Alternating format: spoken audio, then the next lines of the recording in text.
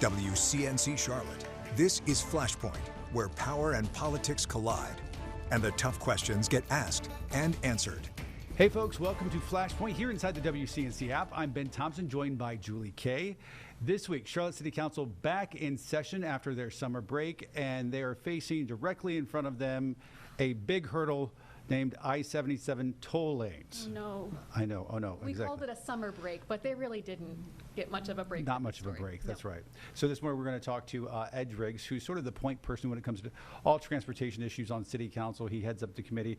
Also going to talk to Dante Anderson coming up after that about that issue, among other things. Yeah. A lot going on right now. A lot going on. But of course, I-77, the big question, and we're on a deadline for that. This is right. So this is going to be change. I'm sure we'll talk about it in every Flashpoint until they make a decision, but this is going to be an ever-changing issue for the next month or so.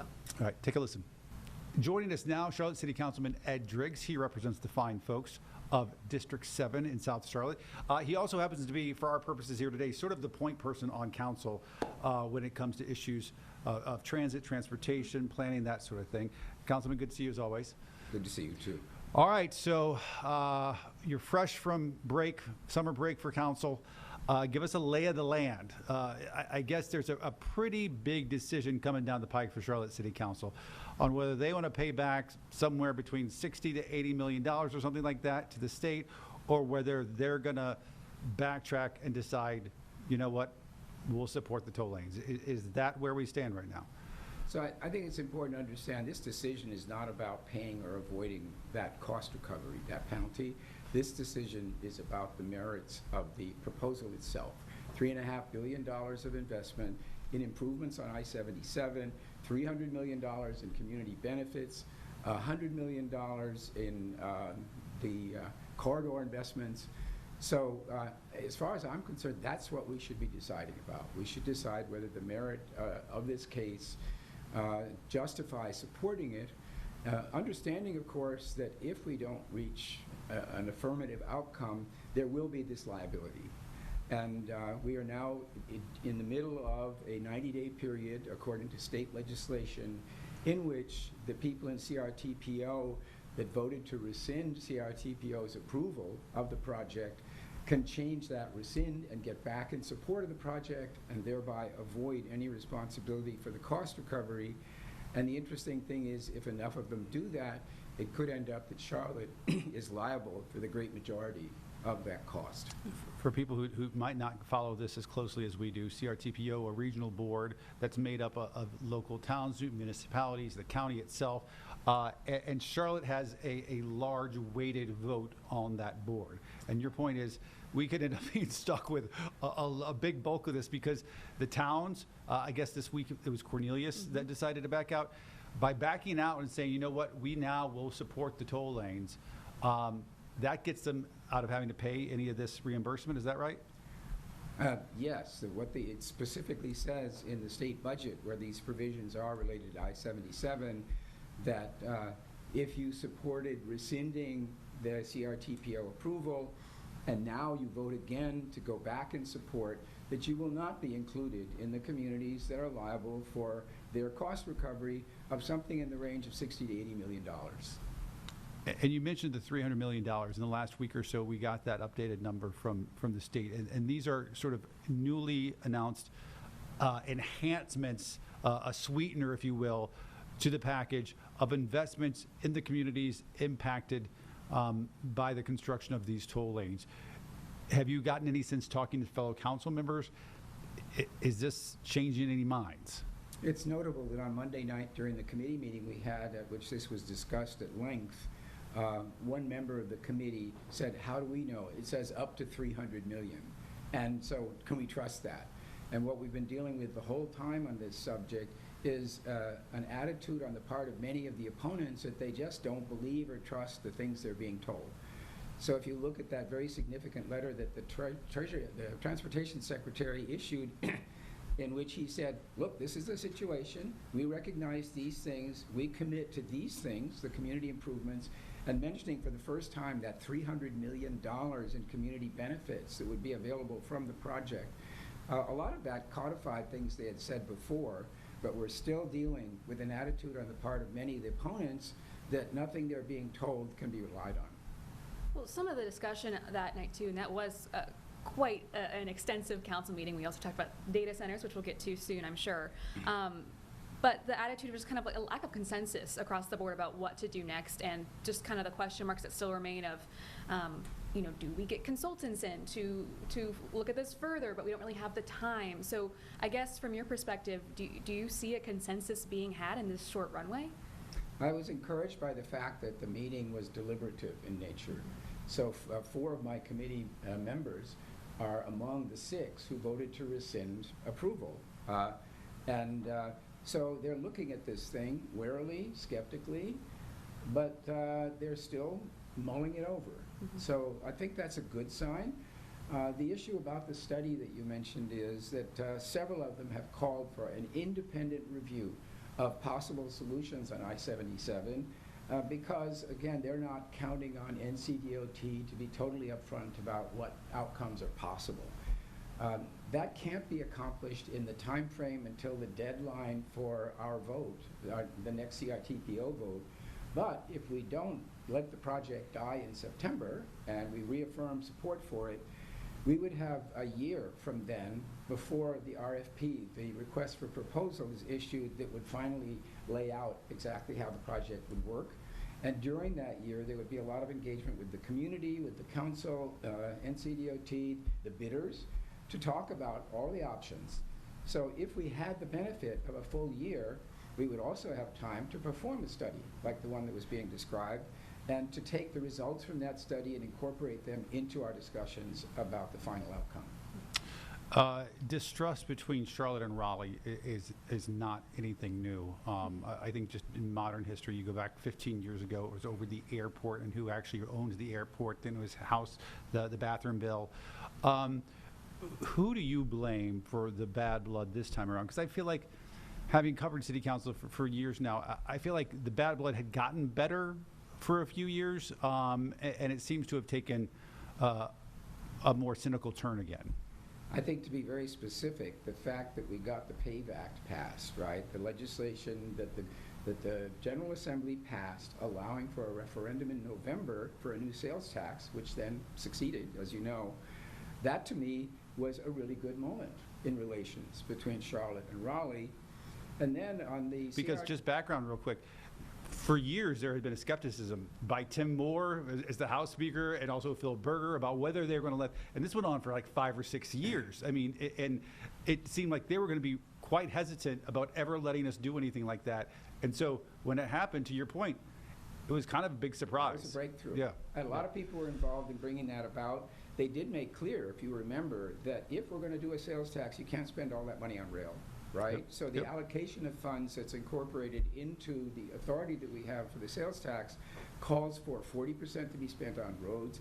And I remember Speaker Moore at one meeting over at the Alliance saying, I've been going around town today campaigning, and it's impossible to get anywhere. The traffic is so bad. So I thought at that moment, maybe he gets it, right? Like, that was, for me, a first glimpse of the possibility that something would be allowed to happen.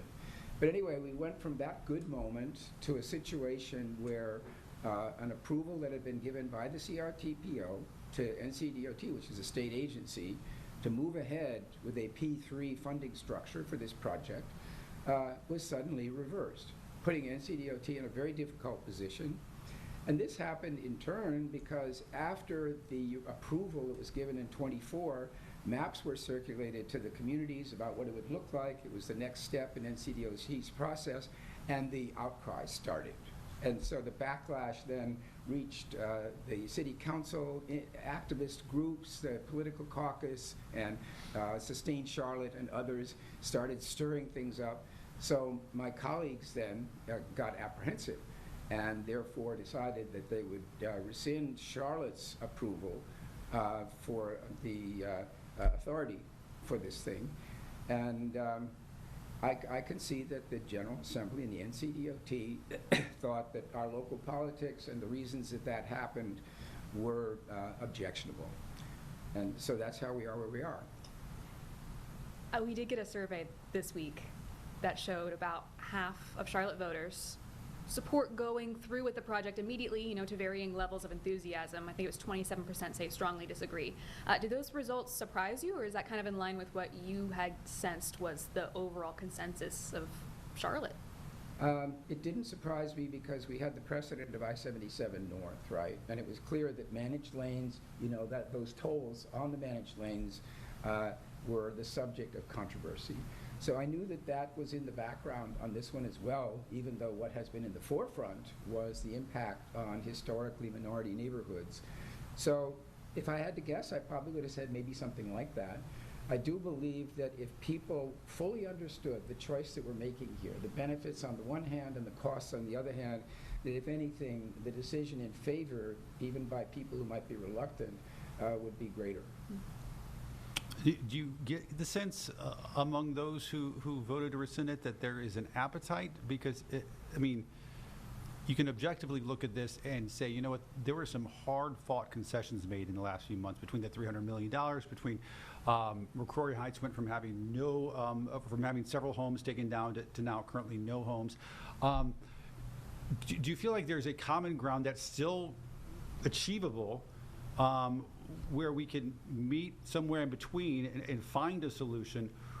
Or do you think those people on the other side are far gone and there's no trying to find a middle ground?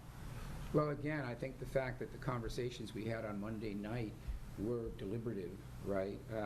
Instead of people just saying, hell no. But my colleagues, those colleagues are under a lot of pressure from various groups to stand their ground. There are people out there that just want to kill this thing. And I think they want to be able to achieve a victory by killing this thing without regard to the actual impact or effects. So I'm hoping that what we're seeing right now, because of the Secretary's letter and maybe studying more closely the $300 million in benefits, that they will see a basis for saying to the community, this is different. And I've been saying, guys, you won. Congratulations, you won. And look at what you got. But don't squander the whole thing then by killing off the project. And we will have a year after this September date, if we reinstate, in order to be responsive to all the concerns that have been raised and get a result that everybody can live with.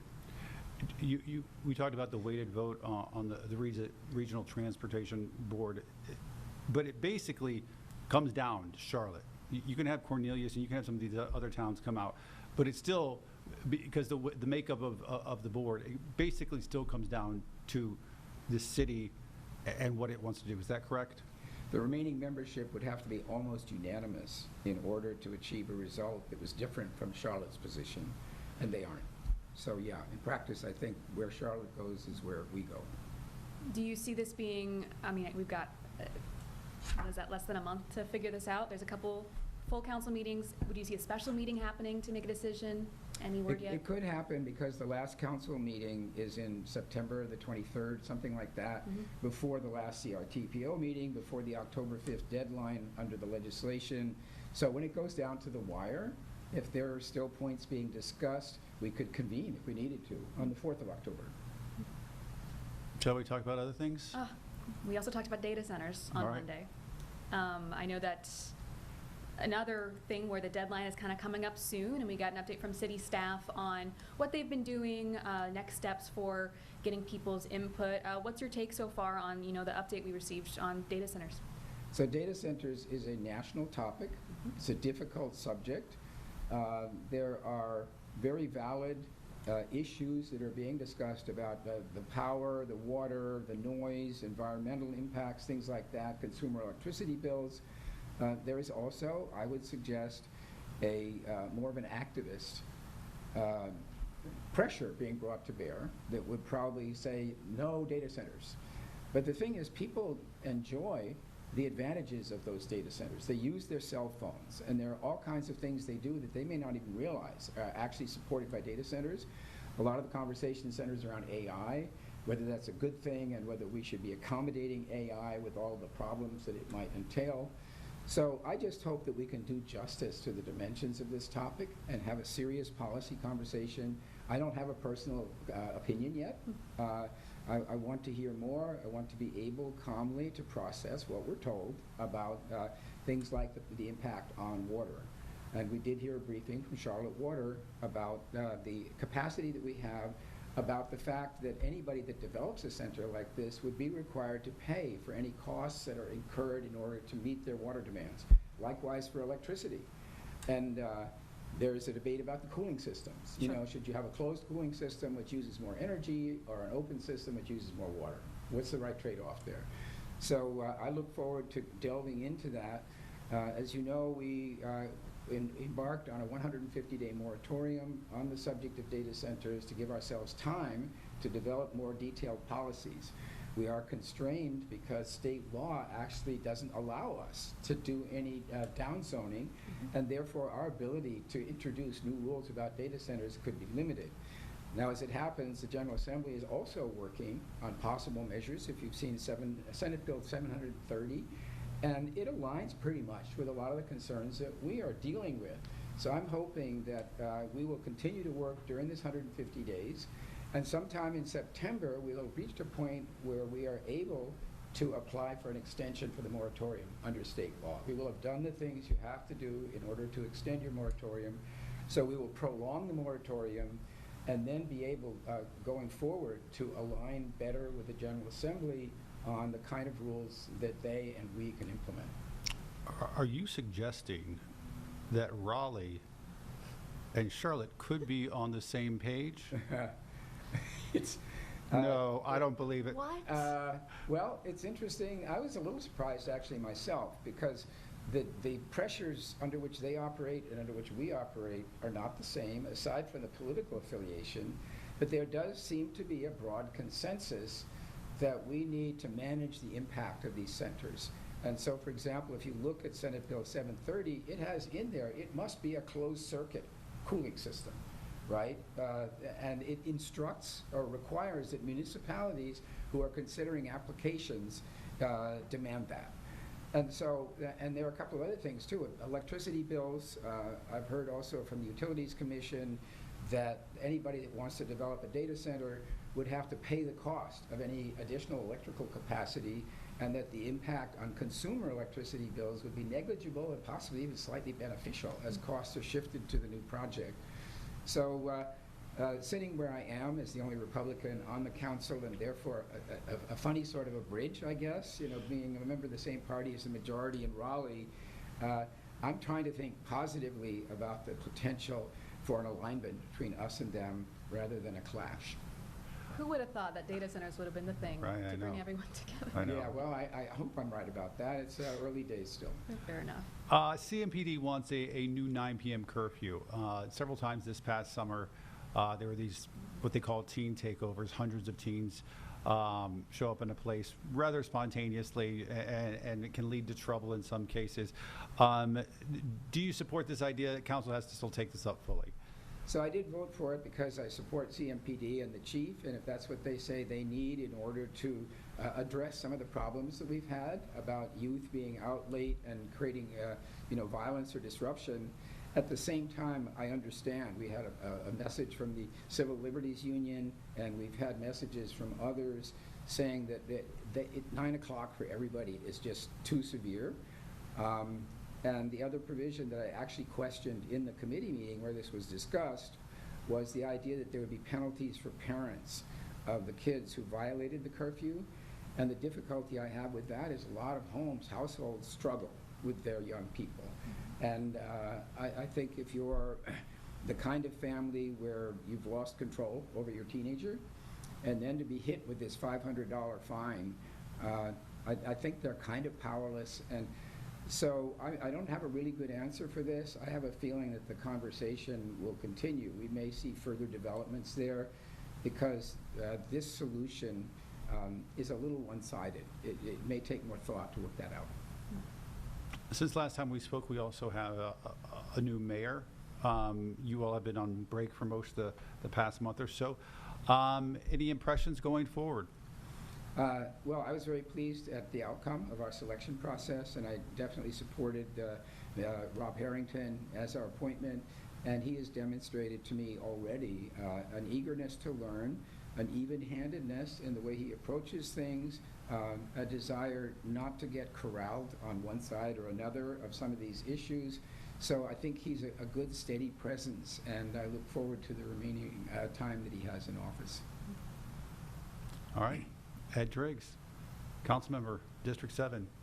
Councilmember, thanks as always. We appreciate it. Good to see you. Thanks. More Flashpoint after this. Welcome back to Flashpoint here inside the WCNC Charlotte mobile app. We also mentioned we talked to Dante Anderson this week. Ben, you had her on the morning show this week. Yeah, that's right. She happens to be the point person for public safety on City Council. She heads up that committee. So we started off talking about e-bikes. It sounds something mundane, but it's actually becoming more of an issue here in the city, as well as curfews. And yes, we also touched on I-77 as well. Take a listen. Charlotte City Council back from summer break this week with a list of major issues on the table waiting for their attention. We're talking toll lanes, teen takeovers, e-bike safety. Joining us live this morning is Councilmember Dante Anderson. Dante, good to see you. Thanks for coming on.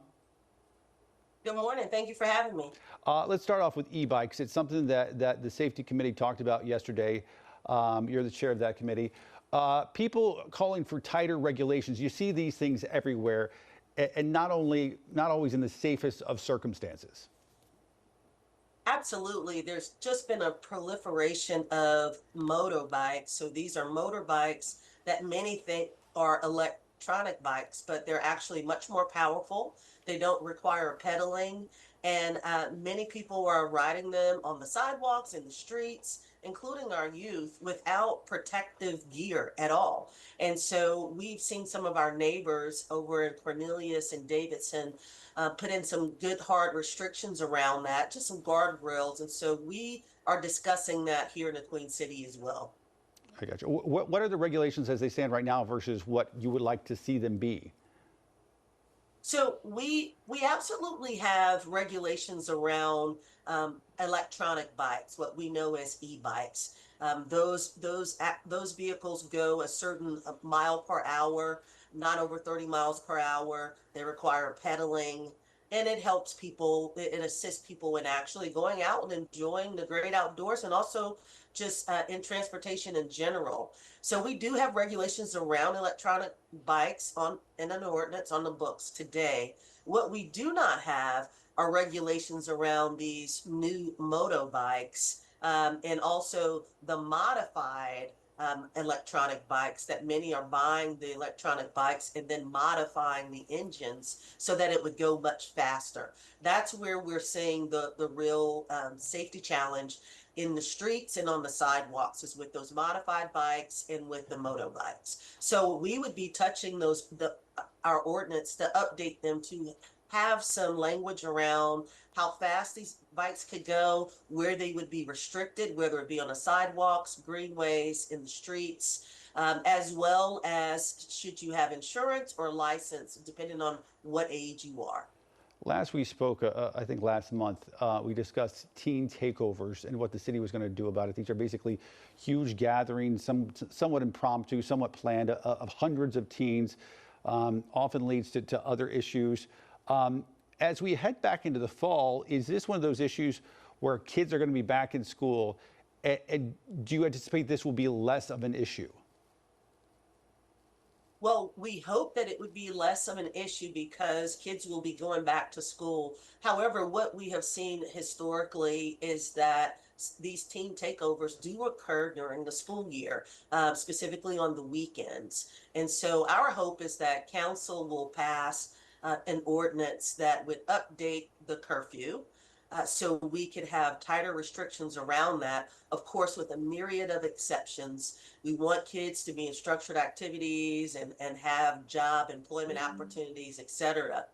However, as we potentially stand that up, we also simultaneously want to build up all the good things we're doing. The wonderful thing is this summer, the city of Charlotte provided over 700 youth with employment opportunities through our Youth Opportunity Office. We want to see that number go to over 1,000 next year.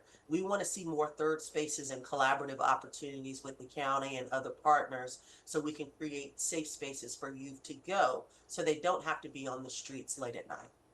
Let's talk I-77 toll lanes. We can't talk without talking about that. since we last spoke.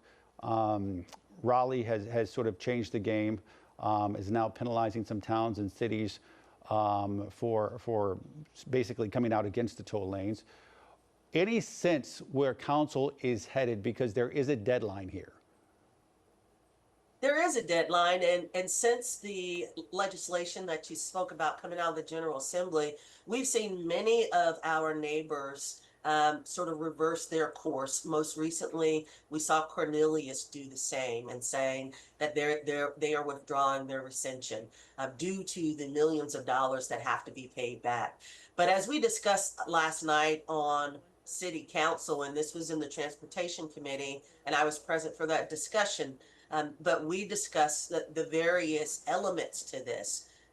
We also received a letter from the Secretary of Transportation highlighting a lot of the community benefits and a dollar amount up to $300 million that could be invested directly into the communities that would be impacted most by this work.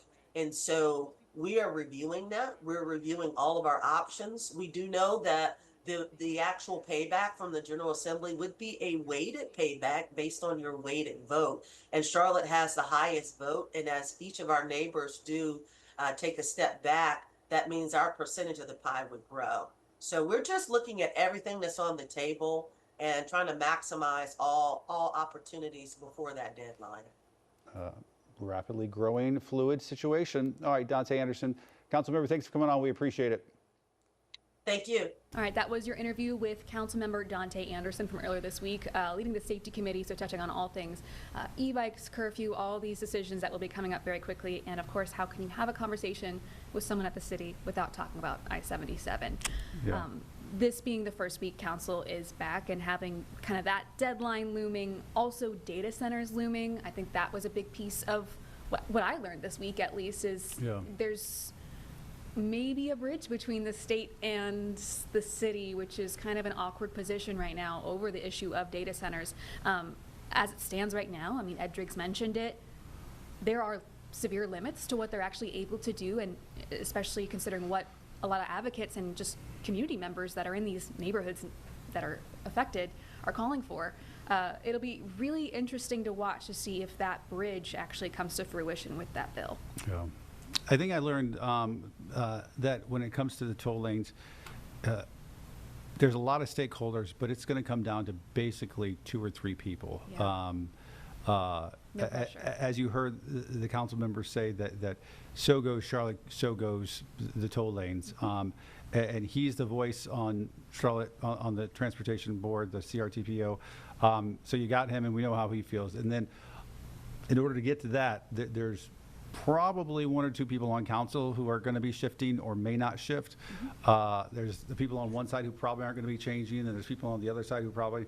So there's 1 or 2 swing votes. And so I think this entire massive multi-million, billion, trillion-dollar project that affects every single person in the city and every person who travels through the city, which is even a bigger amount, is going to come down to probably 2 or 3 people. You know, we have some council meetings where, you know, maybe it's not like huge, I mean, every decision is important, of course, but maybe it's not huge decisions that affect everyone. Maybe it's a zoning meeting where only a couple houses are included in the conversation, a couple residents.